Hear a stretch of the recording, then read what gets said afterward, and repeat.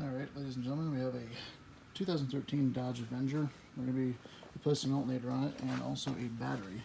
This video is for battery removing. As you can see, the should maybe this goes this way.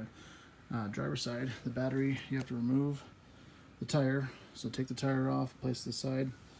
And then the battery is going to be located in here, just underneath the driver's side tire well.